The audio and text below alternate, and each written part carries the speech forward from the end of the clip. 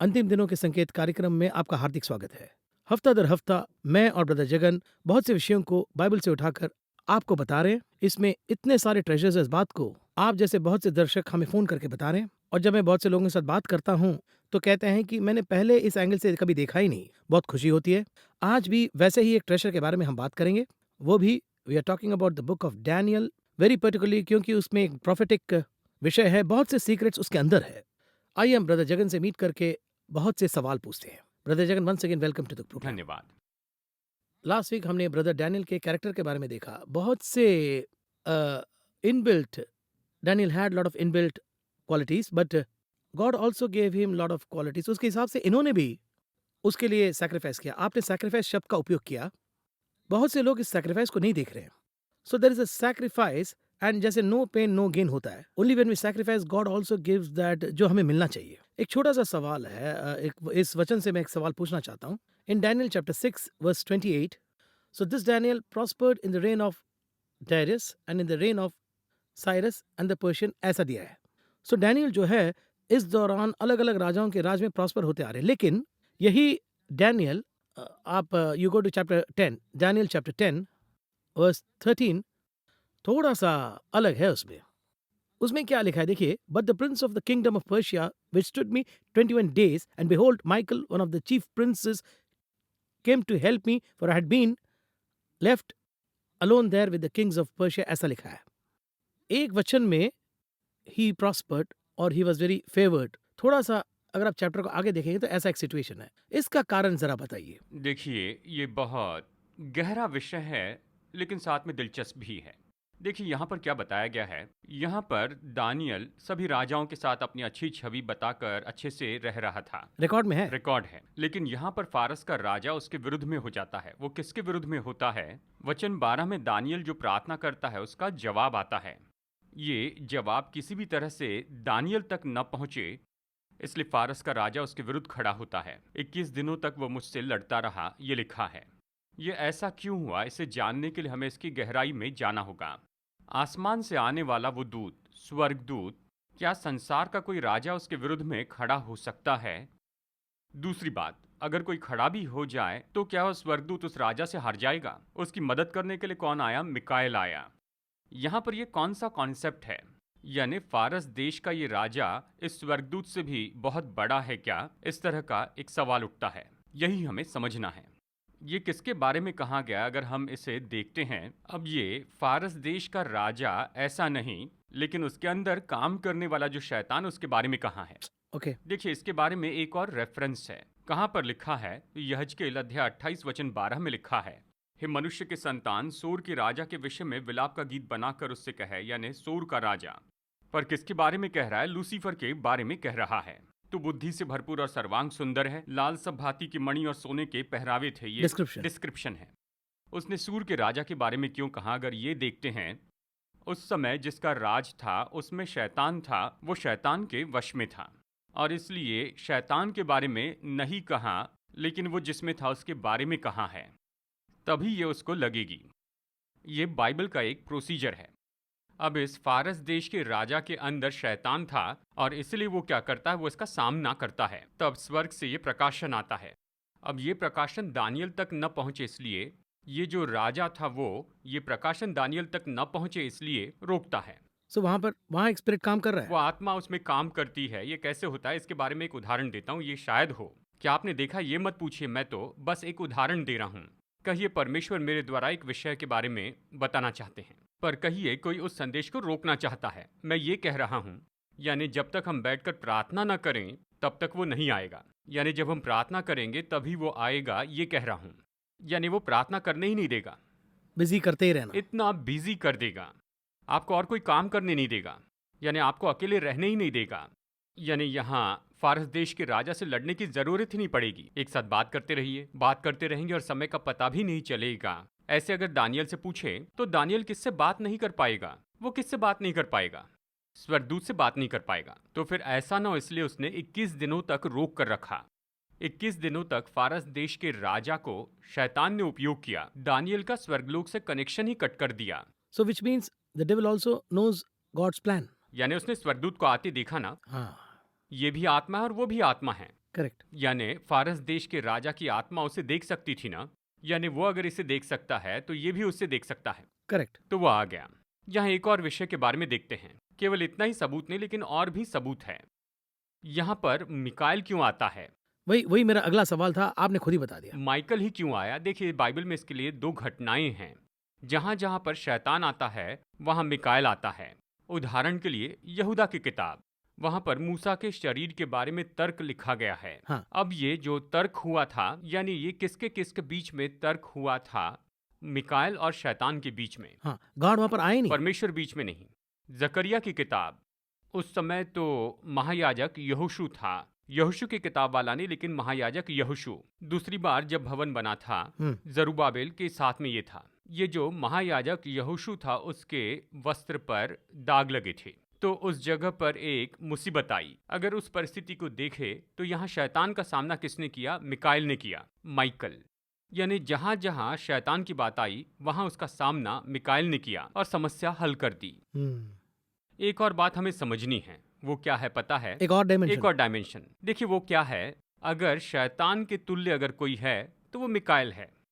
कितनी तो भी बार हम शैतान को बहुत ऊंचा उठाते हैं, हमने इसी को बूस्ट उसे कर दिया। बढ़ाकर परमेश्वर के तुल्य रखते हैं। परमेश्वर ने क्या कहा? वो संसार का ईश्वर है। यानी संसार का ईश्वर, यानी इस भूमि पर के एक छोटे से राज्य को, यानी केवल कुछ समय के लिए, यानी यीशु के आने तक वो वहां पर राजा था। आदम के हाथ से छीनकर राजा बना। यीशु ने आकर जय पाई, यीशु ने उसे जीत लिया। इसके बारे में प्रकाशित वाक्य अध्याय 5 वचन 6 में बताया है। यानी देखिए, परमेश्वर ही सृष्टि के राजा हैं। हम क्या करते हैं? शैतान को इतना ऊंचा उठाते हैं, परमेश्वर के तुल्य बनाते हैं। ऐसा नहीं है। जैसे मिकाएल एक नौकर था, उसी तरह से ये शैतान एक समय ऐसा ही नौकर था। उसकी गलती को पकड़कर उसे भगा दिया गया। ऐसा नौकर था, यानी वो पहला अच्छा नौकर था। यानी ये जो पहले अच्छा था वो अचानक विरोध में आ गया, तो अच्छे नौकर ने उसे सीधा कर दिया। ओ अच्छा। एक और आखिरी बात कहता हूँ, यानी 1000 साल तक शैतान को बेड़ियों में बांध कर रखा जाएगा। प्रकाशित वाक्य अध्याय 20 कहता है ना, दूसरे वचन में, उस अजगर, उस शैतान को पकड़ के 1000 वर्ष के लिए बांध दिया। उसे पकड़कर किसने? सांखलों में बांध दिया। परमेश्वर कहते लेकिन ऐसा नहीं, यानी उस प्रधान दूत ने उसे पकड़कर सांखलों में बांध दिया। जहां जहां शैतान की बात आती है वहां पर मिकाएल आता है। यहाँ बीच में कुछ बोलना चाहूंगा मैं। जरा इस तरह देखिए, क्राइस्ट मिनिस्ट्री में आने से पहले 40 डेज ही वॉज टेम्प्टेड। वहां माइकल नहीं आया, डायरेक्टली साधान ही डील कर रहे हैं क्राइस्ट से। अब हम उस चीज को कैसे देखेंगे, उसके बारे में आप क्या सोच रहे हैं? उस कॉन्टेक्स्ट को मैं यहाँ ला रहा हूँ। देखिए, अभी तो स्वर्गलोक भी यीशु का साथ देता है। यानी गौर से सुनिए, यीशु को परीक्षा के लिए जंगल में ले जाने वाला शैतान नहीं था, उसे जंगल में ले जाने वाला पवित्र आत्मा था। राइट। परमेश्वर का आत्मा उसे जंगल में लेकर गया, यानी उस भूमि तक पवित्र आत्मा उसे ले गया। और दूसरी तरफ कोई और आ गया। देखिए क्या हुआ, अदन में यही बात हुई थी। अदन में वो आदम पर जय पाता है, तो यहाँ यीशु जय पाते हैं। तो वो जय पाते ही देखने के लिए वहां पर ले जाए गए। यानी ये सब ठीक चला। जानते हैं, अदन में जो जो खेल हुआ वो सब यहाँ पर भी हुआ। वहां खाने के लिए कहा, यहाँ खाने के लिए कहा। वहां फल खाने के लिए कहा, तो यहाँ पत्थर को रोटी बनाने के लिए। वहां पर कहता है कि परमेश्वर जानता है कि तू उसे खाने के बाद नहीं मरेगा। यहाँ कहता है तू कूद जाए तो भी नहीं मरेगा। वहां कहता है अगर ये फल खाएगा तो तू सारा ज्ञान पाएगा। यहाँ पर कहता है तू मुझे दंडवत करेगा तो ये सारी सृष्टि में तुझे दे दूंगा। सो बिगिनिंग में जेनेसिस में जो हुआ वही यही हुआ है। सेम। पहली बात, आखिरी बात। वहां हार गया, यहाँ पर जय पाया, बस यही। यानी मिकाएल जो है वो शैतान के तुल्य है, शैतान परमेश्वर के तुल्य नहीं है।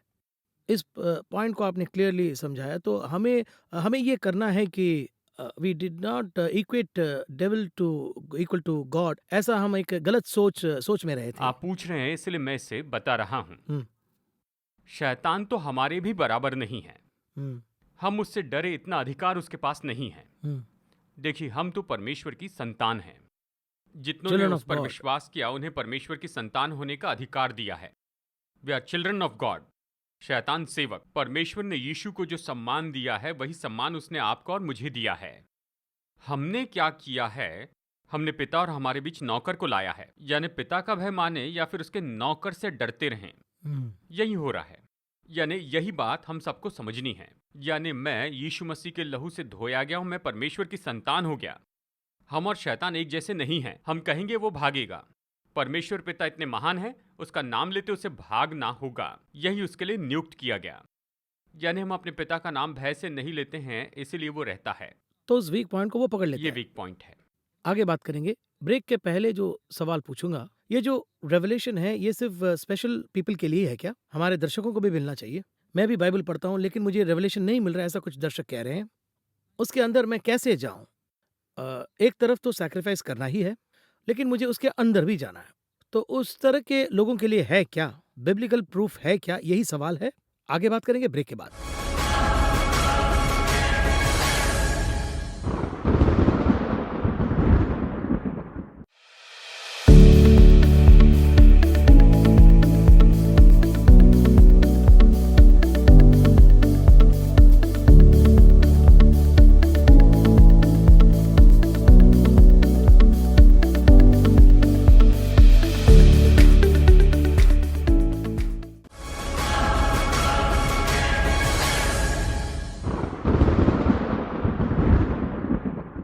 Welcome back after the break.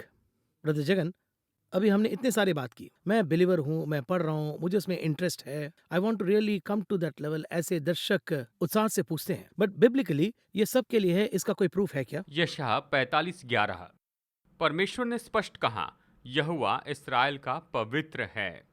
मैंने तुम्हें ये बता दिया है। साफ साफ बताएं। यहोवा ये कहते हैं, यानी साफ कहे तो पवित्र आत्मा का अभिषेक आने के पहले की ये बात थी। ओह, यानी तब इस्राएल के लोगों से उन्होंने कहा था कि क्या होने वाला है। उसने कहा कि इसके बारे में जो भी सवाल है मुझसे पूछिए, मैं तुम्हें बताऊंगा। मुझसे भविष्य के बारे में पूछिए, मैं बताऊंगा। यानी देखिए, हम सब में एक स्वभाव होता है भविष्य को जानने का। इनबिल्ट है। यानी सब में होता है। इसका कारण यही है कि हमें पहले से मौजूद है। वो एक दिन हमें छोड़ के चला गया, यानी अदन से बाहर आते ही चला गया। परमेश्वर ने भविष्य को जानने का स्वभाव ले लिया। इस भविष्य को जानने की जो हमारी इच्छा है उसे हम कई तरह से उपयोग करते हैं। हर तरह से उपयोग करते, बस सोचते हैं किसी तरह से पता चल जाए। परमेश्वर कहते हैं भविष्य के बारे में मुझसे पूछो, मैं बताऊंगा।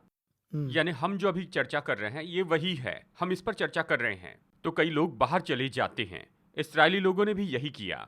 भविष्य जानने के लिए परमेश्वर से पूछना छोड़ दिया। छोड़ने के बाद में हम देखते हैं मूसा आया। कुछ भी होता तो उसके पास जाते, मूसा परमेश्वर ने क्या कहा, प्रभु ने क्या कहा, इसका क्या करे, उसका क्या करे। मूसा के जाने के बाद कोई नहीं रहा। परमेश्वर ने क्या किया देखिए, महायाजक को उसने वहां पर रखा, कहा तुम मुझसे आके पूछो। इसमें समस्या ये थी कि अगर महायाजक में पाप रहता तो वो मर जाता। परमेश्वर तो महापवित्र है, तो फिर वो भी बंद हो गया। उसके बाद में क्या हुआ, वहां पर पत्थर निकालते। महायाजक के वस्त्र में 2 पत्थर थे, उनमें से एक पत्थर निकालकर परमेश्वर की इच्छा जानना चाहते थे। फिर उसके बाद भविष्यवक्ताओं का समय आया। फिर वो एक एक करके चले गए और फिर यशायाह भविष्यवक्ता का समय आया। वो भविष्यवक्ता के पास आकर पूछते थे। यानी शाऊल भविष्यवक्ता से पूछता है, सब लोग भविष्यवक्ता से पूछने लगे। राजा भी परमेश्वर से बात करना छोड़ दिए, भविष्यवक्ता से बात करना शुरू किया। ये पुराने नियम का समय था। परमेश्वर ने ऐसी बात की, जो जानना है मुझसे पूछो, मैं तुम्हें उत्तर दूंगा। लेकिन नया नियम तो पूरी तरह से अलग है। जब हम इसमें आए, मैं जो कह रहा हूँ शायद कुछ लोग समझ नहीं पाए। मैं जो कह रहा हूँ अगर सही तरह से समझेंगे तो इसे जानेंगे। विश्वासी लोग नए नियम में हमें भविष्यवक्ताओं के पास जाने की आवश्यकता नहीं। अच्छा, ऐसा दिया है यूहन्ना रचित सुसमाचार अध्याय 16, हाँ जॉन 16। देखिए यहाँ पर ये क्या कहता है, वचन 13 में और वचन 14 में, दोनों में। ठीक है, यहाँ 13 वचन हम पहले पढ़ेंगे। परंतु जब वो अर्थात सत्य का आत्मा आएगा तो तुम्हें सब सत्य का मार्ग बताएगा, क्योंकि वो अपनी ओर से न कहेगा, परंतु जो कुछ सुनेगा वही कहेगा और आने वाली बातें तुम्हें बताएगा, ये कहता है। ही विल टेल यू, ऐसा लिखा है। जी हाँ, देखिए स्पष्ट कहता है कि आने वाली बातों को तुम्हें बताएगा। यहाँ पर आगे क्या कहता है, वो मेरी महिमा करेगा क्योंकि वो मेरी बातों में से लेकर तुम्हें बताएगा। यानी परमेश्वर की ओर से पवित्र आत्मा ये सारी होने वाली बातों को लेकर सीधा आपको बताएगा। एकदम स्ट्रेट है। सीधा बताया। नहीं समझे तो गलती किसकी?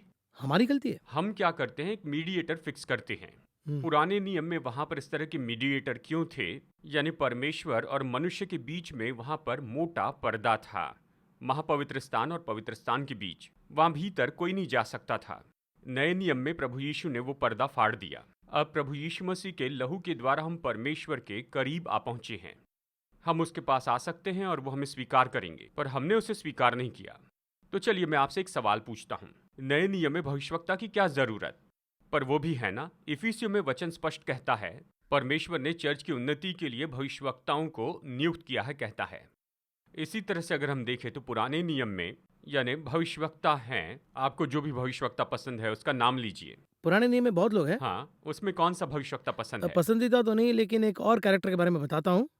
बालक बालक स्टोरी में एक कैरेक्टर है जो पहले सारा के बारे में बताते जी हैं। हाँ। इनफैक्ट एक प्रोफेटिक फर्स्ट जो स्ट्राइकर हैं वो वही है। ठीक है। जी हाँ।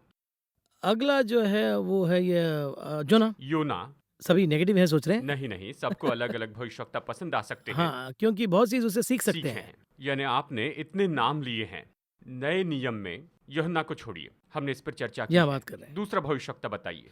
जॉन को छोड़कर ये जो पॉल इस काइंड ऑफ एक काइंड ऑफ इस तरह का शब्द आप कह रहे हैं। क्यों काइंड ऑफ वर्ड यूज़ कर रहा हूँ? भविष्यवक्ता ऐसे नहीं कहा। नहीं वो क्योंकि योना कहा आपने, हाँ, और पौलुस के बारे में हाँ, कहते हैं। हाँ। पौलुस ऐसे क्यों नहीं कहा? वो क्योंकि उनके अंदर बहुत से विषय हैं। बस यही बात है। नए नियम में भविष्यवक्ता पुराने नियम के भविष्यवक्ता जैसे नहीं है। नहीं है। सभी भविष्यवक्ता हैं। हुँ। कलीसिया भविष्यवक्ता तैयार करते हैं। भविष्यवक्ता की एक अलग सेवकाई है, यानी सभा में भक्ति होनी चाहिए, लेकिन लोगों को बाहर जाकर एलिया या एलीशा से पूछने की जरूरत नहीं। यानी आपके अंदर भी वो एक पैकेज है। इस बंडल ऑफर का उपयोग करना ये आपके हाथों में है। तो हम इसे यूज़ किए बिना ही रहें? कितनी पीढ़ियां गुजर गई है। चली गई। इस बंडल ऑफर का उपयोग करेंगे तो बहुत से प्रकाशन खुलेंगे। परमेश्वर आपको वो सब बताएंगे, यहाँ पर भी बताएंगे और जो होने वाला है वो भी बताएंगे। सब प्रभु बताएंगे। क्लियरली लिखा तो है। पूछना हमारा कर्तव्य है। हर एक बात पर देखिए, मेरी यही इच्छा है, सभा के सभी लोगों के पास ये प्रकाशन होना चाहिए। मैं भविष्यवाणी नहीं कह रहा हूँ, भविष्यवाणी नहीं, यानी इस तरह का अगर प्रकाशन है, इस तरह से वो सब जानेंगे। यानी वो उस शहर के थे, थिस्सलुनीकिया के थे। देखिए, वो खुद इन सारी बातों को जानते थे। उसके बाद झूठे उपदेशक आकर उन्हें बहका नहीं पाए, क्योंकि we will thorough with the word. वो वचन को अच्छे से जानते थे।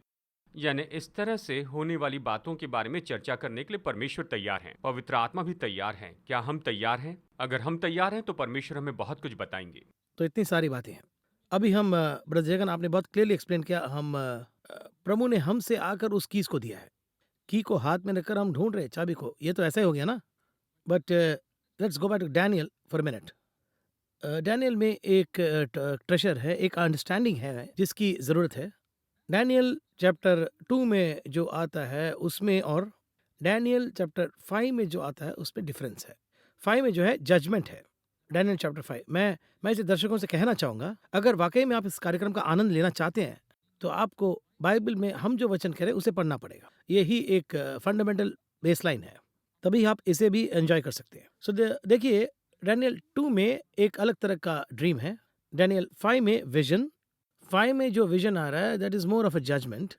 लेकिन अभी 2 में जो विषय आ रहा है उसके बारे में पूछना चाहूंगा। What is the uniqueness of Daniel chapter 2? यहाँ पर देखिए, ये दानियल 2, ये तो सच में बहुत ही अद्भुत ऐसा चैप्टर है। Why and also why is it important for us to understand? यानी यही मेरा देखिए, दानियल का ये जो समय था, उस समय बेबीलोन का साम्राज्य था। तब से लेकर संसार के अंत तक, इटर्नल किंगडम तक, ये सब बस एक सपने में बताया है। उतना पैक्ड है। इतना भरा हुआ है, यानी आधुनिक शब्दों में कहे तो ये जिप फाइल है। और अब इस जिप फाइल को एक्सट्रैक्ट करना होगा, एक एक वचन को खोलना होगा। कोड करना, जैसे हम कोड लिखते हैं। जब एक एक वचन को हम यहाँ पर खोलते चले जाएंगे, एक एक साम्राज्य देखेंगे। जब हम इसे क्रमानुसार देखेंगे, यहाँ पर एक एक प्रोफेसी है, ये पहले बताई गई है। तो लोग क्या सोचते हैं, ठीक है हम वहाँ पर जाकर देख लेंगे। ये विचार सामान्य रूप में आता है। हमने देखा कि नबूकदनेस्सर को सपने में एक बड़ी मूर्ति दिखती है, और उस मूर्ति का जो सिर जी था हाँ। वो तो सोने का था, हाथ और सीना चांदी के थे, कमर तो पीतल की थी, पैर लोहे के और उंगलियां लोहे और मिट्टी की थी। इतना स्पष्ट है। यानी अध्याय 2 में उसका ये सपना स्पष्ट बताया गया जी है। हाँ। यानी इतने साम्राज्य थे। चलिए यहाँ पर अगर शुरू से हम देखें, यानी उसका सिर सोने का था, इस तरह से ये शुरू करता है। यानी उसका सिर सोने का था, इस तरह से कहता है ये फर्स्ट किंगडम है। फिर उसके बाद में एक एक साम्राज्य है, इस तरह से वो बताता है। और तुम्हारे बाद में एक छोटा राज्य आएगा, ऐसे कहा 38 और 39 वचन में। उसने कहा तेरे बाद एक और राज्य उदय होगा। स्पष्ट है, बहुत क्लियर है। क्लियर बता है यहाँ पर। लेकिन वो कौन सा साम्राज्य होगा पता नहीं था। पहले सोना यानी बेबीलोन साम्राज्य यानी तेरे बाद में दूसरा साम्राज्य होगा, ये बताया है। और उसके बाद 2 हाथ यानी ऐसा साम्राज्य आएगा जो 2 पार्ट में होगा और उसकी महिमा तुझसे थोड़ी कम होगी। और दानियल के समय में ये दोनों वहां पर थे, मीडा फारस का साम्राज्य। ये दोनों साम्राज्य एक साथ मिले थे। और फिर उसके बाद में पीतल के जैसा तीसरा साम्राज्य आएगा, ऐसे कहा। अब मीडा फारस के बाद में तीसरा साम्राज्य जो आया वो तो ग्रीक था, यानी ये सिकंदर ने लाया था। एक और एपिसोड में हमने इसके बारे में पहले ही कहा है। सिकंदर के बारे में उसके पैदा होने से उसके मरने तक सब लिखा है, साफ है। उसके मरने तक यहाँ लिखा है। बाद में कभी चर्चा करेंगे। ग्रीक साम्राज्य बताया है। और फिर उसके बाद चौथा साम्राज्य लोहे का होगा, यानी ग्रीक के बाद ये जो लोहे का साम्राज्य आने वाला था जो बहुत ही बलवान होगा, वो रोमी साम्राज्य है। रोमी साम्राज्य के वक्त वहां पर यीशु आते हैं। बिल्कुल स्पष्ट रूप में इतने साम्राज्य बताए गए हैं, ये सब पहले बताए गए हैं। इसमें बड़े आश्चर्य की बात यह है, मीडा फारस यानी 2 हाथ जैसे 2 साम्राज्य वहां पर होंगे। फिर एक पेट ग्रीक डायनेसिटी, और फिर 2 पैर यानी ये 2 भाग का रोमी साम्राज्य, ईस्ट रोमन और वेस्ट रोमन।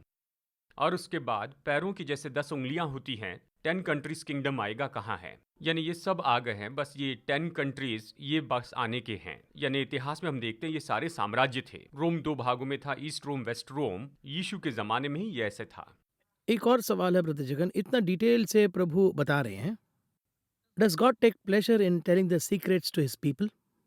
उसमें उनको खुशी मिलती है क्या? जी हाँ, देखिए मैं यही कह रहा हूँ, हाँ। वो भविष्यवक्ता को बताए बिना कोई काम करेंगे क्या? करेक्ट। सदोम और अमोरा के समय उतना डिटेल से देखिए, जब परमेश्वर नीचे आए सदोम और अमोरा को नाश करने के लिए, तो पहले अब्राहम के पास आए और उसके साथ भोजन करते समय बताया। और उसने ये कहा कि अगर मैं इसे बता दूंगा कि हम नष्ट करने वाले, तो ये टेंशन में आएगा।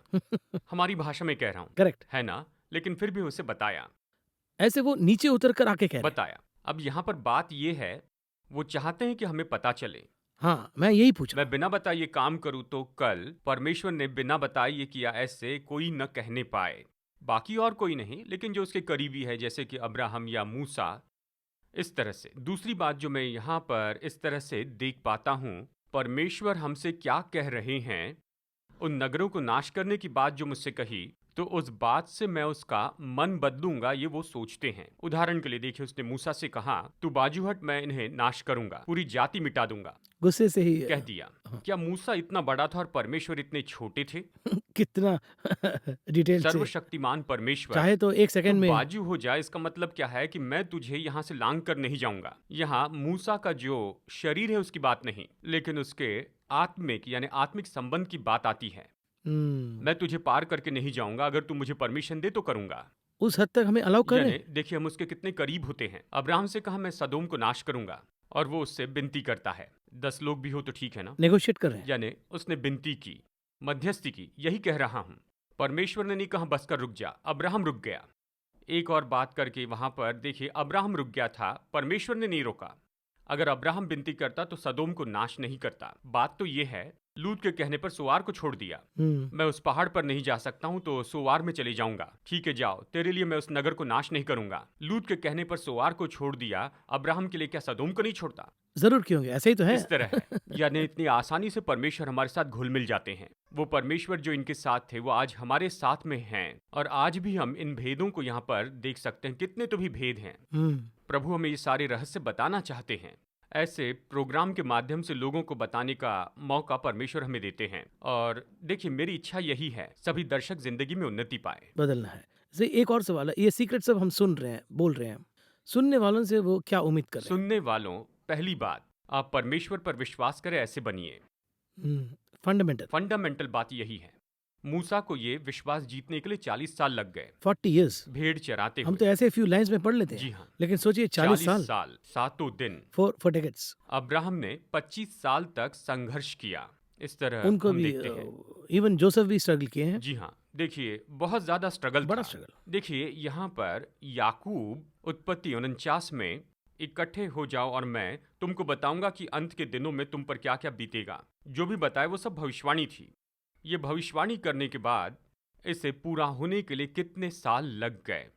क्या हमें इतना इंतजार करना होगा? नहीं, ऐसा नहीं है। नए नियम में मैं कहता हूँ, क्योंकि हम पर पवित्र आत्मा आया है। होली उनमें स्पिरिट। पवित्र आत्मा नहीं था। परमेश्वर का आत्मा मनुष्य पर आता था, पर वास नहीं करता था। पर वो हम में वास करता है। देखिए, हम परमेश्वर के साथ में कितने करीब आए हैं। वो हमारे अंदर वास करते हैं। प्रभु ने हमें कितना सत्य बताया है। प्रभु ने कहा कि मैं तुमसे बातें करूंगा, और हम उसके इतने करीब आ जाते हैं। इसके अलावा वो ये नहीं चाहते कि हम सिर्फ़ सुनें, हमें इसे दूसरों को भी बताना भी, ये भी उनकी चाहत यानी है। जैसे हम बात करते हैं, जी हाँ। जब प्रभु हमसे कुछ कहते हैं तो हमें उसे बताना होगा, हमें इसे समझना भी होगा। कई लोग कहते हैं परमेश्वर ने मुझे बताया लेकिन मैंने उसे छोड़ दिया, मुझे बस परमेश्वर का दर्शन चाहिए। अगर हम उसे न समझे तो प्रभु क्यों देंगे? ये हुँ। एक बेसिक है। लोग कहते मैंने एक सपना देखा, उस सपने में एक व्यक्ति को देखा और डर के मारे मैंने उसे छोड़ दिया। आप मुझे बताइए क्यों छोड़ दिया? यही वो डैनियल से कहते या फिर यही अब्राहम से कहते तो वो क्या करते? वो विनती करते, प्रार्थना करते कि परमेश्वर आप उन्हें बचाइए। प्रार्थना के लिए परमेश्वर ये उन्हें दिखाते हैं, यानी हमें उस बात के लिए प्रार्थना करनी चाहिए। इसी तरह से परमेश्वर जब हमें कोई प्रकाशन देते हैं तो हमें प्रार्थना करनी है। देखिए, ऐसे बहुत से लोग हैं, इस तरह से आत्मिक सिविलाइजेशन हो, इस तरह से परमेश्वर की इच्छा है। प्लान इसी के बारे में हम दोनों बात कर ये रहे हैं। परमेश्वर की महाकरुणा है। हाँ, बहुत इंटरेस्टिंग है ब्रदर जिगन। बातों-बातों में आपने ये कहा कि अलेक्जेंडर द ग्रेट के बारे में बहुत से विषय हैं आपने कहा। उसके बारे में भी हम कुछ बनाएँगे, ऐसा मेरा एक आशा है। अगले कार्यक्रम में हम उसके बारे में बात करेंगे। एम आई राइट? उसमें बहुत विषय होंगे मुझे लगता है। यानी देखिए, अलेक्जेंडर से शुरू करके ये हुँ, अगस्तिस सीजर तक का सारा समय बताया गया है। हर करेक्ट। एक राजा के बारे में बताया। वही डिटेल्स के बारे में बात करेंगे क्योंकि बहुत हिस्ट्री है और बहुत लोग बाइबल में Bible has also got history and it's got the future. एक इंटरेस्टिंग चीज़ को प्रभु ने हमें दिए हैं और दर्शकों से कहने का यही समय है, ये मेरा मानना है और इस कार्यक्रम में आने के लिए आपका बहुत-बहुत धन्यवाद। अगले कार्यक्रम में हम फिर से मिलेंगे। धन्यवाद। धन्यवाद।